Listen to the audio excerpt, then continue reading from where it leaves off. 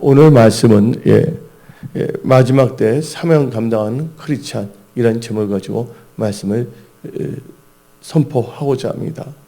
여러분들, 하나님께서는 여러분을 부르셨어요. 하나님의 자녀로. 내가 여러분들을 하나님의 자녀로 부르시마자 곧장 천국으로 데려가지 아니했습니다. 이 땅에 잠시 동안 머물게 하신다는 거예요. 이 땅에 잠시 머물 이 세상에서 여러분들이 해야 될 것이 있는데, 그것은 하나님께서 여러분들을 부르시고 여러분들에게 사명을 주신 것입니다. 그래서 우리는 이 세상 살 동안 하나님께서 나에게 주신 그 사명을 감당하는 크리스찬이 되어야 되겠습니다. 근데 오늘 말씀이 마지막 때 사명 감당하는 크리스찬이 되기 위해서라는 제목을 가지고 말씀을 선포하는데, 앞에 뭐가 들어가냐면 시간에 관련돼서 이 제목이 들어가 있어요. 마지막 때. 여러분들은 때를 아는, 분별할 수 있는 그런 지혜와 또한 지식의 그 기름 부음을 받으십시오. 그러면 성경 말씀 마태복음 16장 3절 보게 되면 다음과 같이 말합니다. 아침에 하늘이 붉고 흐리면 오늘은 날이 굳겠다 하나니 너희가 날씨는 분별할 줄 알면서 시대의 표적은 분별할 수 없느냐. 또한 인자 임함이 노아 때에 같다고 마태복음 24장은 말하고 있습니다. 그때 두 사람이 밭에 있음에 한 사람은 데려가고 한 사람은 버려둠을 당한다고 성경은 말하고 있습니다. 그러면서 하는 말씀이 그러니 너희는 깨어 있으라 그랬어요. 그리고 충성되고 지혜 있는 종이 되어 주인에게 그 집사람들을 맡아 때를 따라 양식을 나눠줄 자가 누구냐, 그런 사람이 되라고 말하고 있습니다.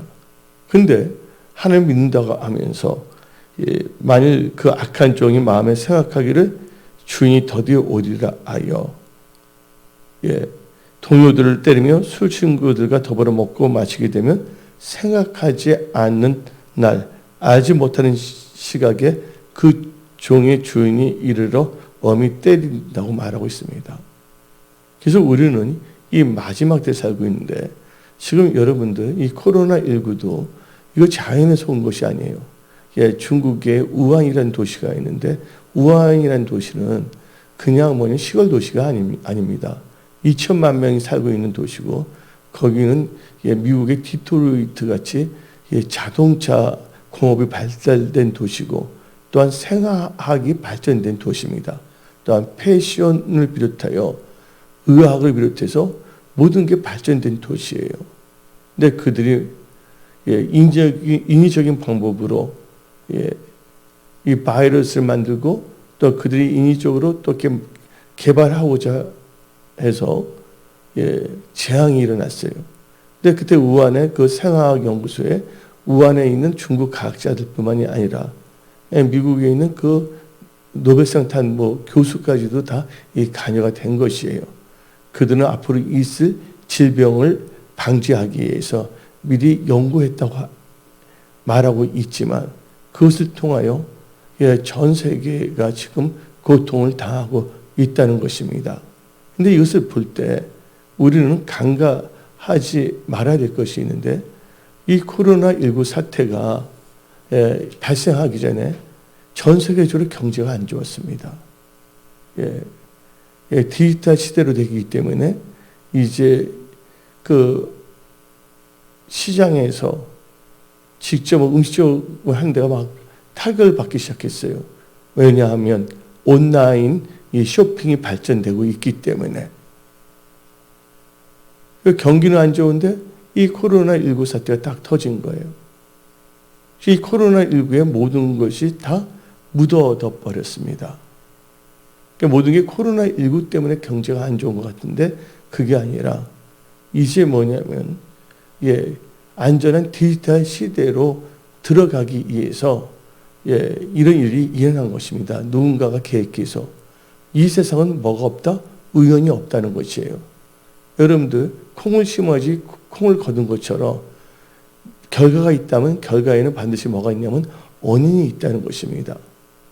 그러다 보니까 모든 게 다 뭐냐면 디지털 시대가 됐는데 디지털 시대로 지금 안 된 것이 있어요. 그게 뭐냐? 화폐예요. 화폐. 이 종이 화폐가 이제 뭐로 바뀌냐? 디지털 화폐로 바뀌어야 됩니다. 이게 블록체인으로. 이게 블록체인이 되게 된다면 이게 컴퓨터와 연결되어 있고 나중에는 그 디지털 화폐가 발전되면 나중에는 어떤 역사가 일어나냐? 요한계시록에서 말하는 짐승의표, 융표를 이마나 오른손에 받게 되게 되어 있습니다. 근데 그 시대가 이제 머지않아 올 것이에요. 그래서 우리는 지금 보통 시대에 살고 있는 것이 아니라 요한계시록이 성취되는 시대에 우리는 살고 있습니다. 이 시대를 뭐라 그러냐? 말세지말. 다른 말로 표현하면 마지막 때라고 말할 수가 있는 것이에요. 근데 마지막 때 우리 성도들은요, 하나님께 주신 부르심이 있어요. 근데 그 부르심은 하나님께서 우리를 불렀을 때 그 부르심은 우리에게는 뭐냐? 사명입니다. 그래서 마지막 때 사명 감당한 크리스찬이 되어야 됩니다. 그래서 오늘 이 4월달이 다 가기 전에 4월 마지막 주일날 여러분들은 이 마지막 때 사명 감당하는 크리스찬이 되기 위해서 오늘 온전한 주일 성수를 하며 지금 말씀을 듣고 있습니다. 이 말씀을 들을 때 강력한 성령의 불이 여러분들에게 임합니다. 고린도 사도행전 10장을 보게 되면 고넬료가 나오고 있는데 고넬료가 시몬 베드로를 불러서 그 고넬료 집에서 말씀을 선포할 때 뭐가 임했습니까? 하늘부터 성령이 임했다는 거예요. 오늘 아시는 모든 분들은 다 성령의 불을 받으십시오. 그러면 우리가 이 마지막 때 사명 감당하는 진정한 크리스찬이 되기 위해서는 철저하게 말씀 중심의 지혜와 계시의 영을 받아야 됩니다. 뭐 해야 된다고요? 철저하게 말씀 중심의 지혜와 계시의 영을 받아야 됩니다. 하나님의 일은 인간적으로 계산해서 하는 것이 아니에요. 지금 이 시대를 교회 시대로 합니다. 교회 시대를 무슨 시대로 하냐면 은혜의 시대로 합니다.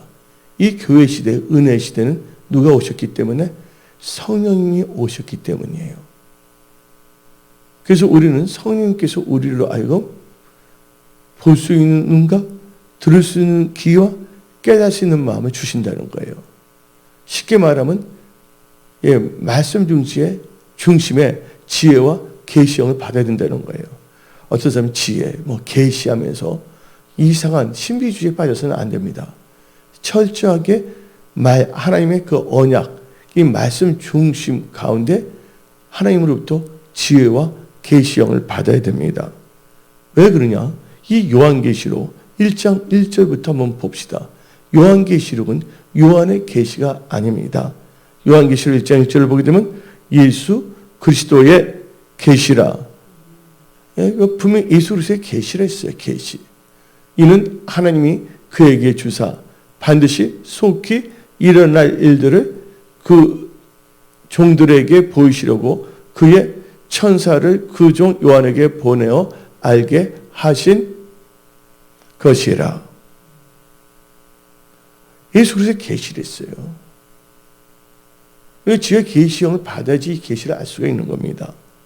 그래서 에베소서 1장 17절 봅시다. 에베소서 1장 17절을 보게 되면 우리 주 예수 그리스도의 하나님 영광의 아버지께서 지혜와 계시형을 너희에게 주사 하나님을 알게 하시고, 여러분들 지혜와 계시형을 받아야지만이 하나님을 알 수가 있다는 것입니다.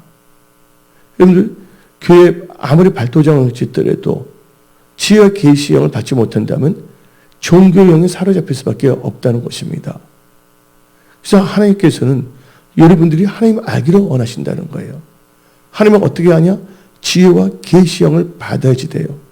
그래서 마지막 때 지혜 사명을 감당하는 크리스찬이 되기 위해서는 지혜와 계시형을 받아야지만이 이 하나님을 알고 사명을 감당할 수가 있다는 것입니다.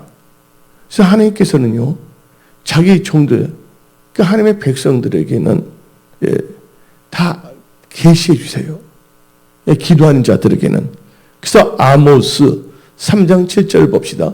아모스 3장 7절을 보게 되면 주 여호와께서는 자기의 비밀을 그종 선지자들에게 보이지 아니하시고는 결코 행하심이 없으시로다. 그래서 여러분들은 이 지혜와 계시형을 다 받으십시오. 지혜 계시형을 받으셔야지만이 때를 알고 준비할 수가 있다는 것입니다. 여러분들, 하나님께서는 창세기 6장을 통하여 하나님께서는 홍수 심판을 계획하셨어요. 왜 그렇게 하셨냐? 그 창세기 6장을 보게 되면 세 가지가 땅에 간영했어요. 첫째가 뭐가 간영했냐? 죄가 간영했어요. 두 번째 뭐예요? 부패함. 세 번째가 사람들이 포악했어요. 그래서 포악함, 부패함, 죄의 간영함. 근데 하나님께서는 노아에게 뭐를 주셨다고요? 은혜를 주셨다는 거예요. 그래서 노아는 뭐를 알았냐? 하나님께 주신 지혜 계시형 가운데 이제 멀지 않아 홍수 심판, 물 심판이 있다는 것을 알고 준비했다는 것입니다. 그래서 여러분들 지금 준비해야 됩니다. 이 세상이 막연하게 세우라 내어라 막연하게 흘러가지 않는다는 것이에요. 전도서 3장을 보게 되면 범사에는 기한이 있고 때가 있다고 했습니다. 심을 때가 있으면 뽑을 때가 있다는 것입니다. 그래서 여러분들 사명 감당하는 크리스찬이 되기 위해서는 이 시간을 분별할 수 있고 하나님의 것을 분별할 수 있는 지혜와 계시형을 받아야 합니다. 오늘 이 시간에 하나님께서 여러분들에게 그 말씀 중심에 지혜와 계시형을 부어 주십니다. 여러분들은 지혜 계시형을 다 받으십시오. 두 번째로는 마지막 때 사명 감당하는 크리스찬이 되기 위해서는 복 있는 자가 되어야 된다는 거예요. 저주받아서 하나님이 할 수가 없다는 것이에요. 그런데 복 있는 자에 대해서 한번 생각해 봐야 됩니다. 아무나 복 있는 자가 되는 건 아닙니다. 그래서 오직하면 하나님께서는 시편 1편을 통해서 복이 있는 자는 악인의 길을 쫓지 아니하고 오만한 자리에 앉지 아니하며 또한 죄인의 길에 서지 아니하며 안다고 말하고 있지 않습니까? 악인의 길, 죄인들의 길, 오만한 자들의 자리에 앉지 아니한다고 말하고 있지 않습니까? 근데 많은 사람들은 복 이야기하면 기복주의 아니하고 매도하고 있어요. 여러분들 아무나 복 있는 자 되는 것이 아닙니다. 시편 1편 말씀대로 행한 자가 복 있는 자가 되고 특별히 오늘 이 요한계시록 1장을 통하여 다음과 같이 말합니다. 이 복 있는 자가 누구냐? 요한계시록 1장 3절입니다. 이 예언의 말씀을 읽는 자와 첫째 읽는 자입니다. 두 번째 뭡니까? 듣는 자와 세 번째 그 가운데 기록한 것을 지키는 자는 뭐가 있다? 복이 있나니 뭐가 가까운다고요? 때가 가까우니라.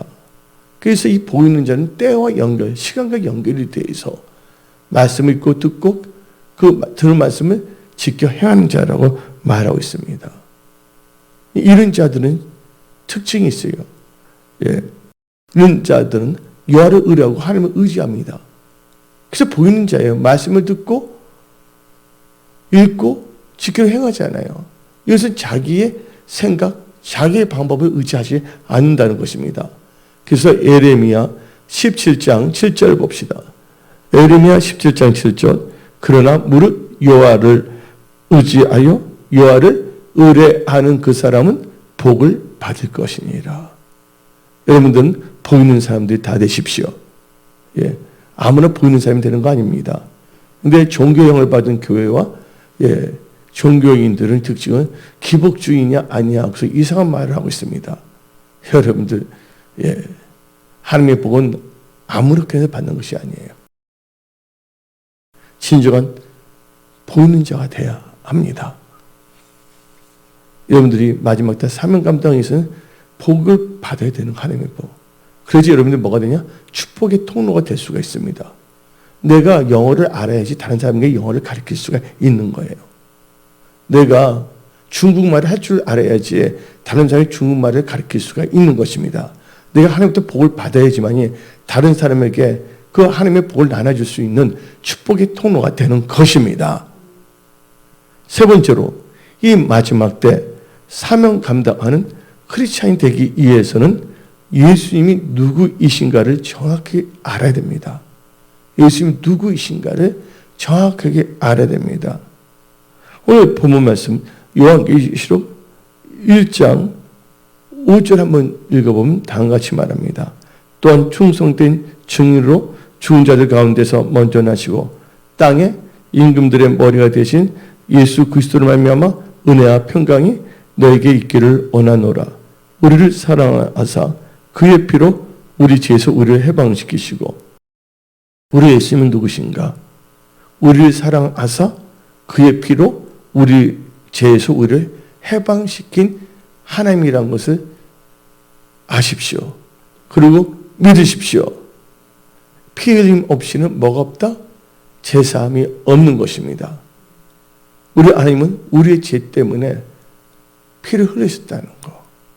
그래서 우리를 구원하셨다는 것을 여러분들은 아십시오. 그래서 에베소서 1장 7절을 보게 되면 우리는 그리스도 안에서 그의 은혜의 풍성함을 따라 그의 피로 말미암아 속량 곧 제사함을 받았느니라. 그의 피로 말미암아 속량 곧 제사함을 받았다는 것이에요. 그래서 여러분들 사명 감당한 크리스찬이 되기 위해서는 하나님의 복도 받아야 되는데,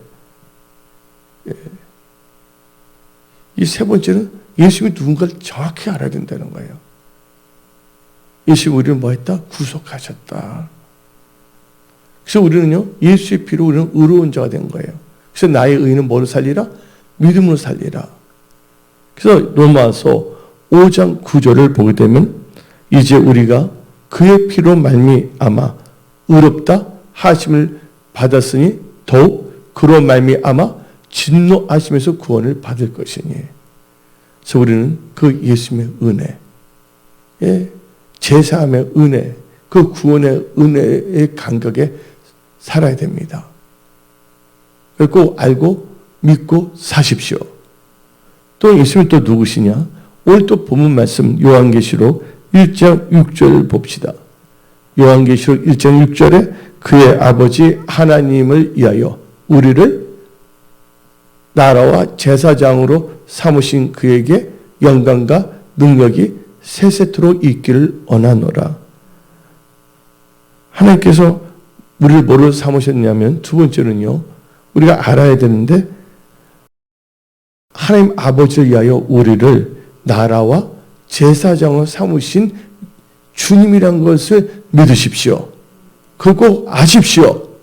근데 이 말씀은 또 어디 나오냐? 베드로전서 2장 9절이 나옵니다. 제사장과 나라가 나오는데 너희는 택하신 족속이요 왕 같은 뭐랬습니까?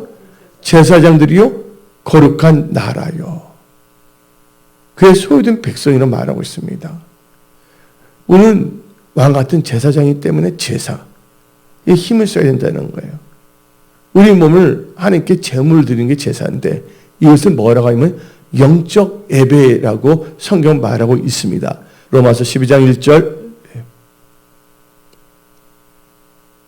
그러므로 형제들아, 내가 하나님의 모든 자비하심으로 너희를 권하노니 너희 몸을 하나님이 기뻐하시는 거룩한 산 제물로 드리라. 이는 너희가 드릴 영적 예배니라. 우리 제사장이기 때문에 하나님께 우리 몸을 산 제물 드려야 됩니다. 그게 바로 이게 영적 예배라는 것이에요.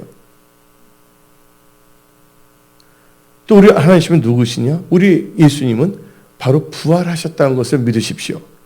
예수의 부활이 없다면 우리의 믿음은 헛된 것이라고 고린도전서 15장은 말하고 있는데, 오늘 본문 말씀 요한계시록 1장 18절을 봅시다.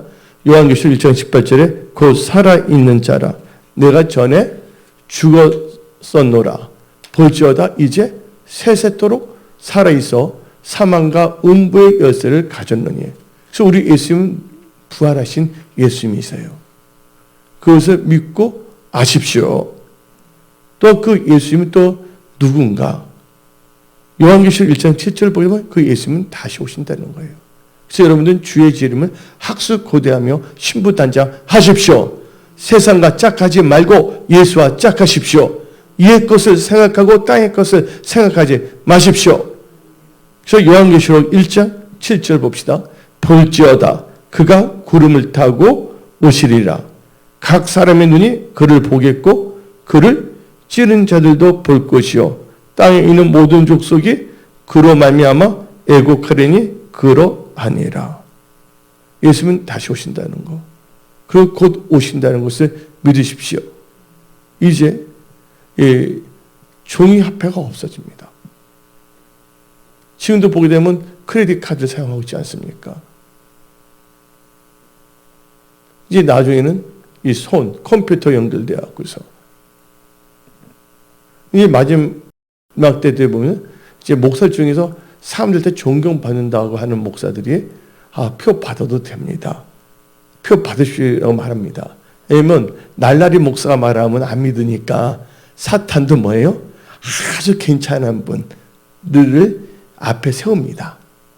그분이 딱 말하는 거예요. 이것은 우리가 믿음으로 구원받는 것이 표 받아도 상관없으니까 받으세요 하면서 많은 사람들 유혹한다는 거예요. 저 일산에 몇몇 교회 목사들은 그걸 벌써 하기 시작했어요. 여러분들, 믿음의 결국은 영혼 구원입니다. 우리는 성경들의 예수를 믿어야지 성경 밖에 벗어난 우리의 추측과 우리의 인간적인 논리로 예수를 믿으면 안 됩니다. 우리는 철저히 말씀 중심으로 살아야 된다는 거예요. 왜? 대저 하나님의 말씀에는 능치 못함이 없다고 그랬습니다. 여러분들이 거듭난 것은 썩어질 것을 거듭난 것이 아니라 살아있는 하나님의 말씀으로 거듭났다고 베드로 전서 1장은 말하고 있기 때문입니다. 예수를 믿는 사람들은 뭘 따라가냐? 말씀을 따라가는 삶을 삽니다. 그 말씀에는 뭐예요? 표를 받지 말랬어요. 그런데 여러분들 중들이 표를 안 받는다면 천국 가겠어요? 지옥 가겠어요? 그들은 예수를 믿지 않았기 때문에 표를 안 받더라도 지옥 갈 수밖에 없는 거예요. 첫째, 예수를 믿고 예수를 믿으면 하나님의 말씀을 알고 그 말씀에 순종하여 뭘 한다고요? 표를 받지 않게 돼 있다는 거예요. 짐승의 표, 육류의 표를.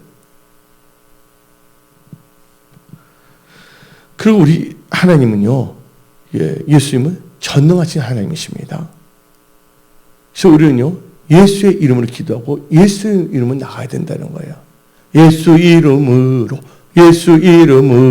승리를 얻었네. 아멘. 예수 이름은 나가야 됩니다. 예수님은 전능하신 하나님이시기 때문에. 요한계시록 1장 8절을 읽어봅시다. 요한계시록 1장 8절 다 같이 읽어봅시다. 시작. 주 하나님이 이르시되 나는 알파와 오메가라. 이제도 있고 전에도 있었고 장차 올 자요 전능한 자라. 전능하신 하나님이십니다. 예수 이름에 능치 못함이 없습니다. 내게 능력 주신 주 안에서 모든 것을 할 수 있습니다. 네 번째로 마지막 때 사명 감당하는 크리스천이 되기 위해서는 예수의 환난과 나라와 참음에 동참해야 됩니다. 예수님의 뭐예요? 예수의 환난과 나라와 참음에 동참해야 된다는 거예요. 이 말씀은 어디 나와 있냐? 요한계시록 1장 9절을 읽어봅시다. 많은 사람들은 좋은 자리만 있으려고 그래요. 근데 우리가 예수 믿는다면 예수님 때문에 고난도 받을 수가 있다는 것을 깨달으십시오. 근데 초대교회 성도들은요, 핍박도 많이 받았고 사자에 찢겨 죽기도 했고, 그래서 누가 나타납니까? 순교자가 나오는 겁니다. 한번 읽어봅시다. 시작. 나 요한은 너희 형제요 예수의 환난과 나라와 참음에 동참하는 자라. 하나님의 말씀과 예수를 증언하였으므로 말미암아 밤모라 하는 섬에 있었더니. 그 예수의 뭐예요? 환난, 그 다음에 나라, 참음. 환난, 나라, 참음에 동참한 자가 마지막 때 사명 감당할 수가 있다는 거예요. 예를 들면 가룟 유다 보세요. 예수님이 병 고치고 막 귀신을 쫓을 때는 사람들 먹으니까 그때는 예수를 따라갔어요. 근데 예수님이 뭐하러 가실 때 이제 난 십자가에 죽어야 된다니까 그때 베드로가 배신했잖아요. 여러분들 십자가가 없으면 뭐가 없냐면 영광이 없어요. 그래서 영어로 말하면 no cross, no crown. 십자가 없다면 영광이 간도 없다는 것입니다. 그래서 여러분들이 마지막 때 사명 감당하는 진정한 크리스찬이 되기 위해서는 예수의 환난과 나라 참음에 동참해야 된다고 오늘 요한계시록 1.9절을 말하고 있습니다. 그 말씀은 어디에 나와 있냐면 제가 예수 믿자마자 주신 말씀이 딱 그런 말씀이에요. 로마서 8장, 사도행전 14장. 로마서 8장을 봅시다. 로마서 8장 17절을 봅시다. 자녀이면 또한 상속자, 곧 하나님의 상속자요 그리스도와 함께 한 상속자니 우리가 그와 함께 영광을 받기 위하여 모두 받아야 된다고요?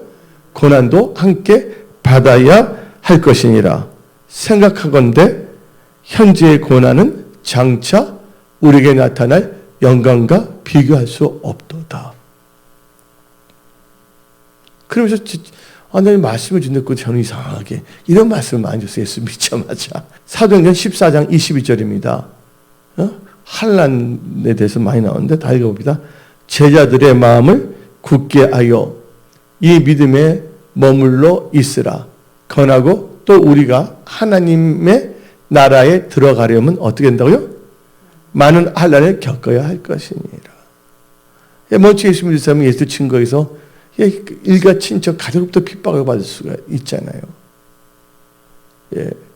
하나님의 나라에 들어가면 많은 환난도 겪어야 한다는 것도 성경은 말하고 있습니다. 그래서 하나님께서는 환난을 당할 때 참으라는 거예요. 그래서 요한계시록 2장 10절을 봅시다.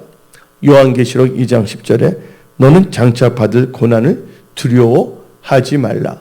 볼지어다 마귀가 장차 너희 가운데에서 몇 사람을 옥에 던져 시험을 받게 하리니 너희가 10일 동안 환난을 받으리니 너가 죽도록 충성하라. 그러면 내가 생명의 간을 너에게 주리라.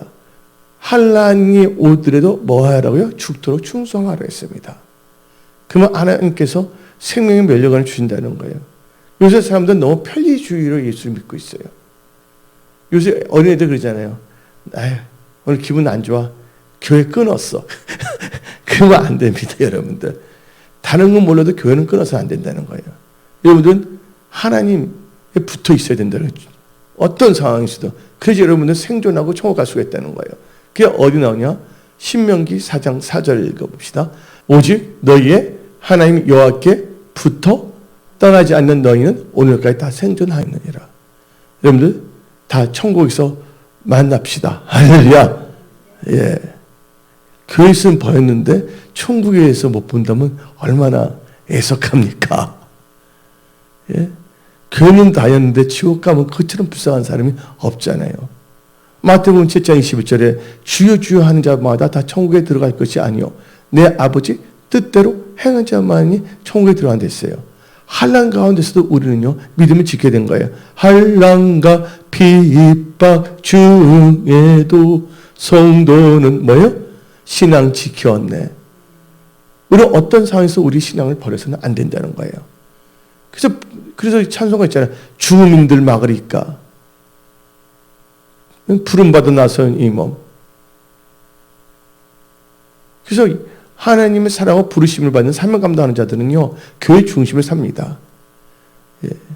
교회에 있기를 싫어한다면 그 사람은 부름받는 목회자가 아니죠. 그냥 뭐냐면 쇼맨십 K-팝 미니스터가 되는 거죠. 우리는 그렇게 살면 안 된다는 거예요. 우리는 진실한 크리스찬이 되어야 합니다. 근데 우리는 이 환난을 당할 때 모두 알아야 되냐?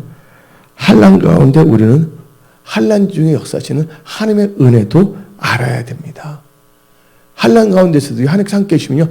환난이 환난인지도 모르고 지나간다니까요. 어떤 사람이 나한테 물어본 적 있어요. 목사님 그때 참 환난 중에 힘들지 않습니까? 근데 내가 성령 충만하고 은혜 충만하니까 환난인지도 모르고 그냥 지나가더라고. 나중에 보니까 환난인 것 같아.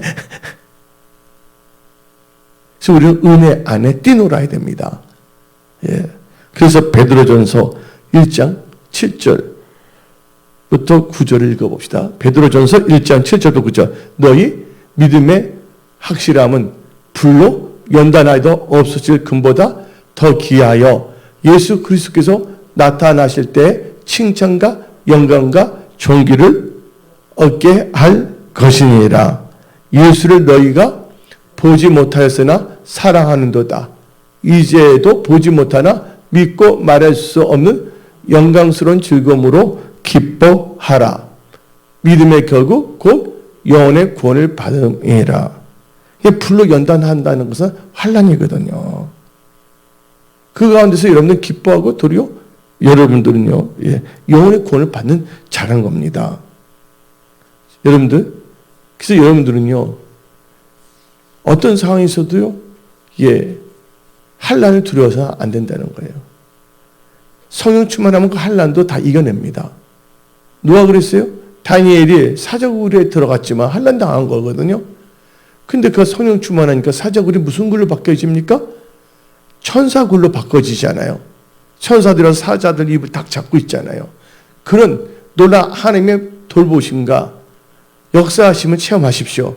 우리 하나님은 능력의 하나님, 기적의 하나님, 자기 찾는 자를 하나님께서 보호하시는 하나님, 참 좋으신 하나님이라는 것을 믿으십시오. 그래서 우리 부름 받는 자들은 특징은 생명 걸고 하나님 나라를 구한다는 거야. 적당하게 떼어오는 종교인이 아니야. 밥벌이 크리스찬이 아니다 그겁니다. 그래서 우리는요, 이 보험조도에도 생명 걸어야 됩니다. 뭐가 있어서 하는 게 아닙니다. 예수를 증거하지 않으면 그 사람이 죽기 때문에 사랑 때문에 하는 거예요. 사랑이 없는 자들은 전도를 할 수가 없어요. 성령이 아닙니다. 그거는요. 필요 부족하지만 사랑 있는 자들은 복음을 선포할 수밖에 없습니다. 그러면 하나님이 역사하시거든요. 사도 바울도요, 복음 전하는 데서는요, 자기 생명도 아끼지 아니했습니다. 그게 바로 뭐예요? 하나님으로부터 부르심을 받은 자고 사명을 감당하는 진실한 크리스찬이 될 수 있는 비결입니다. 그래서 사도행전 20장 23절부터 24절을 봅시다. 사도행전 20장 23절부터 24절. 오직 성령이 각 성에서 내게 증언하여 뭐가 있다고요? 결박과 환란이 있다면 교회 빠이빠이 그럽니다. 환란이 나를 기다린다 하시나. 다시 읽어봅시다. 내가 다여갈 길과 주 예수께 받은 사명 곧 하나님의 은혜의 복음을 증언하는 일을 마치려 하면은 나의 생명조차 조금도 귀한 것으로 여기지 아니하노라. 환난 중에서도 이렇게 한다는 거예요. 이 마지막 때 진실되게 사명 감당하는 크리스찬입니다. 그들은 나중에 천국에 엄청난 상이 있습니다. 이 세상은 잠깐이에요. 여러분 올 때 아무것도 갖고 태어나지 않았습니다. 갈 때도 아무것도 갖고 갈 수 없습니다. 그러나 이런 믿음을 갖고 와야 됩니다. 여러분들이 하나님의 영광에서 여러분 수고한 거 천국에 다 상을 다 갚아주십니다. 그날의 영광을 생각하십시오. 그 다음에 여러분들 그 사도 요한도요, 하나님을 사랑했어요. 그래서 나중에는요 붙잡혔잖아요. 그래서 나중에 반모섬까지 끌려갔지 않았습니까? 이 반모섬은 에베소서에서 남쪽으로 약 90km 가게 되면 반모섬이 있는데, 이 반모섬은 섬에 뭐냐 나무 하나 없는 아주 안 좋은 섬이에요. 아주 진짜 뭐 환경적으로는 진짜 안 좋은 악산이에요. 악한 산 같아.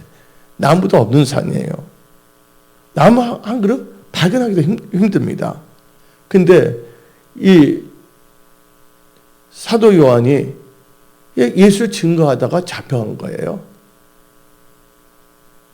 그래서 로마 황제 도미티아노스의 그 미움을 받았습니다. 그래서 그는 독약도 먹이게 했어요. 그 황제가. 근데 죽지 아니했어요. 하나님께서 살려줬어요. 뭐 하기 위해서? 요한계시록 쓰기 위해서. 나중에는 그 요한을 기름과 알죠? 여러분도 오징어 튀김 아세요? 오징어에다가 뭐 밀가루 없이 하나 튀겨서 일본 말은 덴뿌라라 그러잖아요. 근데 그 사도 요한을 큰 솥그릇에다가 기름을 팔팔 끓였다가 사도 요한을 던졌어요. 그러면 어떻게 돼요? 튀김이 돼야 되잖아요. 근데 머리카락 상치 아니했어요. 그래서 그는 밤못섬에서 1년 6개월 동안 있으면서 요한계시록 쓴 거예요. 근데 밤못섬은 아무리 건강한 사람이라도 3개월만 있으면 다 죽어서 나온대요. 이 환난 가운데서 복음을 증거하는 건 예수님에 대한 사랑입니다. 어떤 사람 성령 핑계 대지 마십시오. 성령은 여러분들의 핑계하라고 성령님께서 자기 이름을 사용하는 것을 심히 불쾌하게 여기세요. 너 내 이름 팔아먹지 마. 뭐 성령이 없어서 전도를 못한다. 이게 거짓말입니다. 하나님을 사랑하면 성령께서 역사하시는 거예요. 유명한 사람이 있습니다. 여러분 다미엔 선교사가 있어요. 다미엔. 다미엔이라는 사람인데 그분은요 벨기에 선교사예요. 근데 그분이 젊었을 때 은혜를 많이 받았어요. 그래서 하하이 옆에 근처에 몰로카이라는 섬이 있었어요. 근데 이 몰로카이는요 아무나 가는 데가 아니에요. 이 몰로카이 섬은요 나병 환자들, 쉽게 말하면 문둥병자들만 모여서 사는 데예요. 근데 문둥병자가 소망이 있어요? 없어요? 그 문둥병자가 모인 그 몰로카이에서 항상 뭐냐면 이상하게 술만 먹는 거예요. 이상하게 술이 또 어떻게 그 섬에 들어오는지 잘 모르겠어요. 술에다 노름에다가 온갖 안 좋은 것이 다 일어난다. 이게 몰로카이 섬이에요. 근데 다미엔이 하나님의 은혜를 받았어요. 그리고서 그 문둥병자들도 이 문둥병, 몸 문둥병이면 그에게는 소중한 영혼이 있지 않습니까? 사람의 영혼이 뭐보다 귀하다 그랬어요? 한 영혼이 천하보다 귀하지 않느냐? 성경에 나오잖아요. 그걸 전도하기 위해서, 선교하기 위해서 이 하이 근처에 있는 몰로카이 섬으로 갔어요. 다미엔 그 선교사가. 근데 그들이 그 문둥병 환자들을 향해서 전도를 했어요. 잘 먹혀들지 않았어요. 근데 나중에 말하기 이래, 당신 너무 깨끗하고 건강한 모습을 가지고 있기 때문에 우리가 다르기 때문에 당신 좋아서 전도하는데 우리는 도저히 감동이 안 된다는 거예요. 목이 터지라고 말합니다. 다면서 항상 기뻐하라, 범사에 감사하라. 시집하게 되니까 거기 문둥병자들이 당신이 건강하니까 항상 기뻐하겠죠. 당신 문둥병에 걸리지 않았으니까 감사한다고 하겠죠. 하고 배양냥거린 거야. 술까지 먹으면서. 그 다미엔이 무슨 기도를 했냐. 하나님, 예수님 하면서 예수님이 우리 인간을 구원하기 위해서 인간의 모습으로 오시지 않았습니까? 하나님, 저도 문둥병자가 되게 없어서 기도하는 거예요. 난 절대 그런 기도 안 합니다. 하나님 들으셨죠? 내 귀에 든 대로 행한다 그랬으니까. 다미엔 선교사가 하나님, 저도 문둥병자가 되게 하소서. 막 기도를 엄청나게 하는 거예요. 그거를요. 꽤 오래됐어요. 근데 이 본국으로부터 이 감독이 그 몰로카이 섬에 온 거예요. 근데 그때 그 당시에는 전기가 없었잖아요. 그러니까 촛불을 켜잖아요. 저녁에. 촛불을 켰는데 다미엔 선교사 손이 오냐면 갑자기 뭐 삭가 타는 냄새가 나는 거야. 알고 보니까 다미엔 선교사 손이 그 촛불에 있는 그 불에 닿는데도 감각을 잃어버린 거예요. 문둥병은 그렇잖아요. 감각이 없어지는 거잖아요. 문둥병에 걸렸어요. 그때 뭐라고 하는지 아십니까? 다미엔이 하나님, 내가 진짜 문둥병 걸리겠어 진짜 걸리겠습니까? 원망한 게 아니라 그 자리에서 눈물 흘리면서 하나님 감사합니다. 제가 모신 건데 문둥병자 되겠습니까? 사람을 구원하기 위해서 사람을 모습으로 오신 예수님, 이제 내가 몰로카이에서 저 문둥병자를 향해서 힘차게 복음을 증거할 수 있도록 능력을 주시옵소서. 그 능력이 뭐냐? 문둥병자가 된 거예요. 그때부터 이 다미엔이 복음을 증거할 때 사람들이 어떻게 되냐? 회개하고 눈물 흘리면서 다 하나님께 들어오는 거예요. 그리고 어떻게 되면 그가 죽을 때 빠뿌아 나무 밑에 딱 심어지라고 예수를 증거하다 다미엔이 여기서 죽다 딱 한 거예요. 여러분들, 사랑이 있으면 성령께서 역사하신다는 거예요. 사랑하는 마음이 없고 능력만 구한다는 것, 그것은요, 그는 직업군이에요. 그래서 믿음이란 건 뭐예요? 갈라디아서 5장 6절을 보게 되면 사랑으로 역사하는 믿음입니다. 예? 나오죠? 다 읽어봅시다. 그리스도 예수 안에서는 할례나 무할례나 효력이 없으되 사랑으로서 역사하는 믿음뿐이니라. 사랑하는 믿음만 있으면 되는 거예요. 뭐 성령 뭐 탓하지 마세요. 성령님이 기가 차해요. 성령 그거 뭐 능력 자꾸 그거 이용해 먹지 말라 너희들. 너 사랑하는 마음이 있으면 다 하게 돼 있다. 부모들 보세요. 사랑하니까 애기 다 지키잖아요. 사랑하니까 애들 밥도 해주잖아요. 맞아요, 안 맞아요?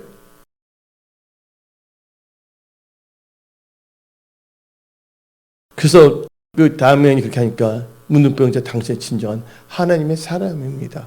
당신 진짜 부르심이 있는 사람입니다. 당신은 사명이 있는 분입니다.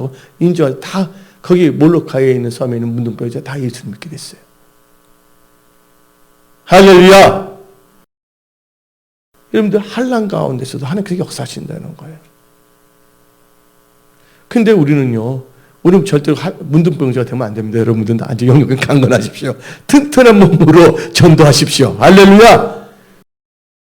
이 환난 날을 어떻게 해야 되겠습니까? 여러분들은 시편 50편 15절을 봅시다. 시편 50편 15절에 환난 날에 나를 부르라. 내가 너를 건지리니 너가 나를 영화롭게 하리라. 환난 날에는 기도하면서 살아야 된다는 거예요.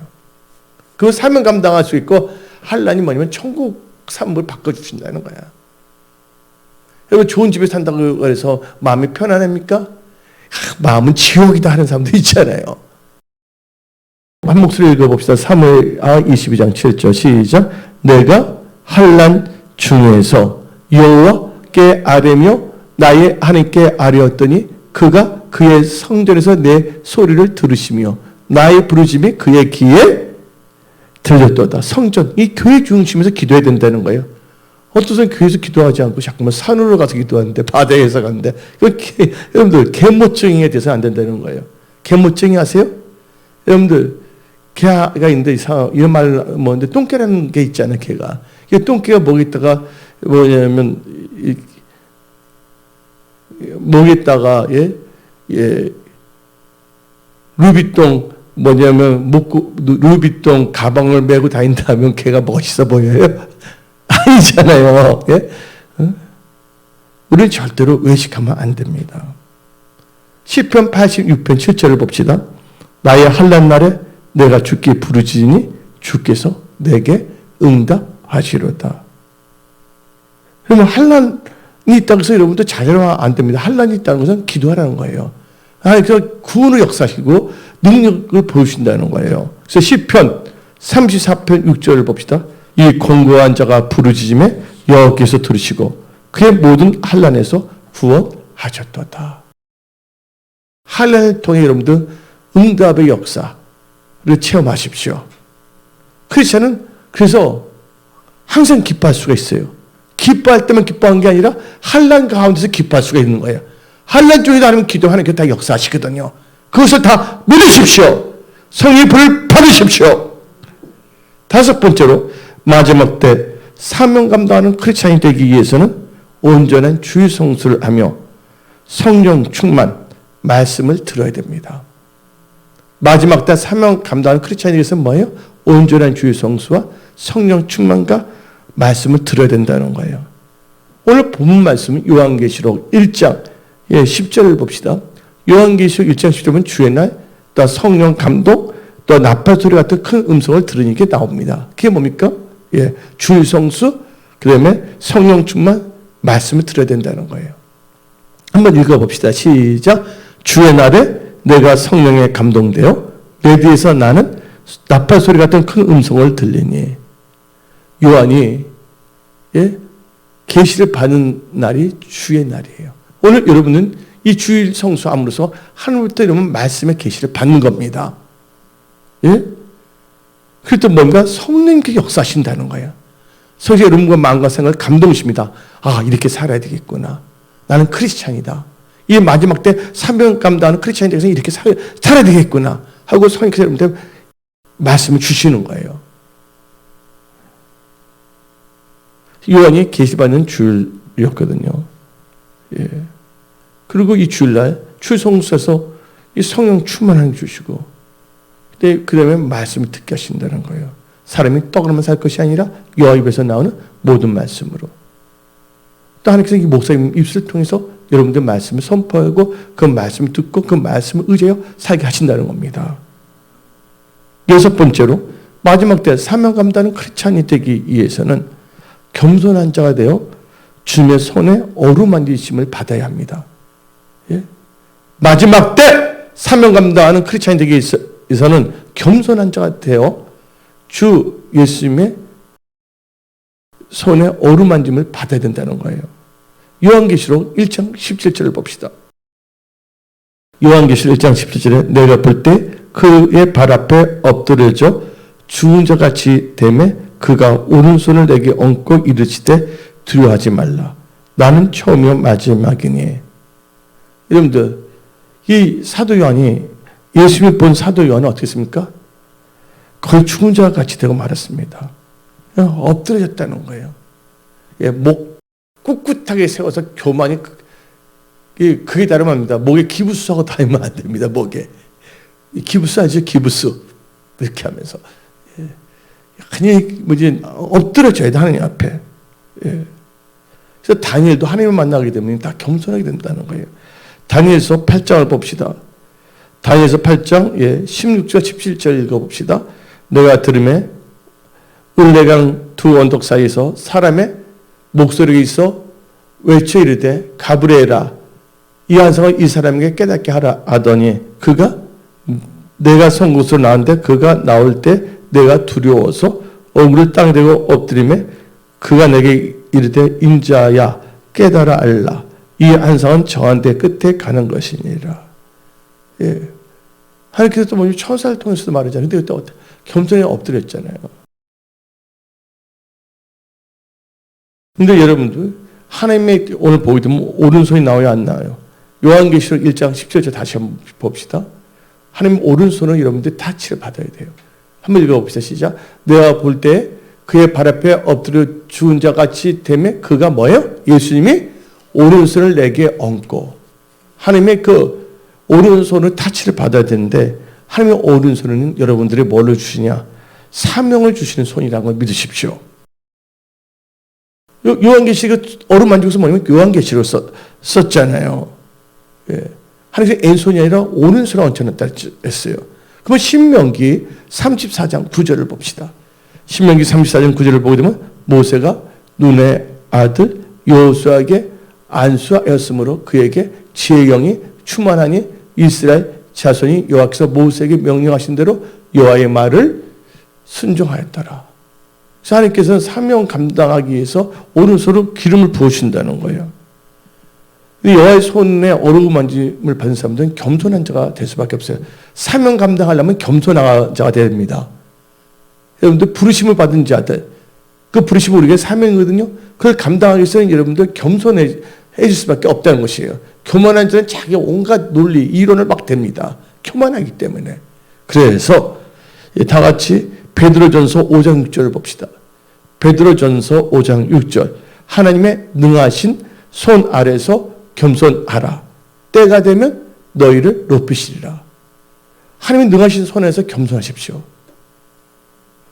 그래서 하나님의 오른손 여러분들에게 뭐를 준다? 사명 감당하게 하신다. 두 번째, 이 예수님의 그 오른손은 능력의 손이십니다. 예. 능력의 손이에요. 여러분 지켜주신 능력의 손입니다. 시편 18편 35절 봅시다. 또 주께서 주의 구원하는 방패를 내게 주시며 주의 오른손이 나를 붙들고 주의 온유함이 나를 크게 하셨나이다. 능력으로 띠를 띄우시는 거예요. 전쟁에 있는 거거든요. 10편 18편은. 이게 하시거든요. 10편 118편 15절도 봅시다. 15절 시작. 의인들의 장막에는 기쁜 소리 구원의 소리가 있으며 여호와의 오른손이 권능을 베푸시며 여호와의 오른손이 뭐를 베푸신다 했어요? 권능을 베푸신다 했어요. 권능을. 능력의 손으로 여러분들 타치 받으세요. 하나님께서 지금 예수님의 오른손을 여러분들 다 안수하고 계십니다. 믿는 자에게는 그대로 될지어다. 건능이 임할지어다. 능력이 임할지어다. 취함을 받을지어다. 돌파 승리할지어다. 또 예수님의 오른손은 축복의 손입니다. 근데 하나님께서 특히 야곱을 통해서 역사하신 게 있거든요. 야곱을 축복할 때 뭐로 합니까? 오른손을 축복한다는 거 아시나요? 그래서 오른손은요, 하나님의 축복의 손이 역사하는 건데, 창세기 48장 18절 봅시다. 창세기 48장 18절, 그의 아버지에게 이르되 아버지여 그리 마옵소서, 이는 장자이니 오른손을 그의 머리에 얹으소서 하였으나. 그때 장자가 므낫세고 차자가 에브라임인데, 그때 뭐냐면 에브라임 머리에 오른손을 얹힌다는 거예요. 오른손의 특징이 뭐냐? 축복의 손이에요. 그러면 예수님의 오른손은 무슨 손이냐? 인도함의 손입니다. 하나님의 인도함을 다 받으십시오. 여러분의 생각대로 막 나가지 마십시오. 항상 성령의 인도함을 받는 자들이 다 되십시오. 그래서 시편 139편 10절을 봅시다. 시편 139편 10절, 거기서도 주의 손이 나를 인도하시며 주의 오른손이 나를 붙드시나이다. 마지막으로 7번째, 마지막 때 사명 감당하는 크리스찬이 되기 위해서는 성경에 대한 눈이 열려야 됩니다. 하나님의 비밀에 대한 눈이 열려야 합니다. 성경책 읽더라도 깨닫지 못하면 소용이 없잖아요. 그래서 요한계시록 1장 19절을 봅시다. 20절. 요한계시록 오늘 본 말씀 1장 19절 20절. 그러면 내가 본 것과 봐야 된다는 거야. 눈이 열려서 봐야 된다는 거야. 본 것과 지금 일과 장차되를 기록하라. 20절. 너가 본 것은 내 오른손의 7별의 비밀과. 쭉 나오면 7교회라 나오잖아요. 그렇죠? 여러분들의 눈은 열려야 됩니다. 성경의 비밀을 깨달아야 돼요. 오늘 보게 되면 비밀 나와요, 안 나와요?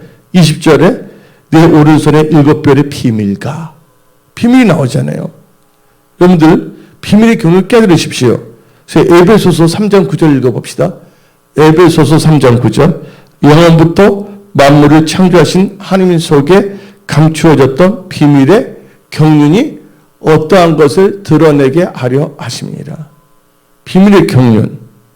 그래서 골로새서 1장 26절을 봅시다.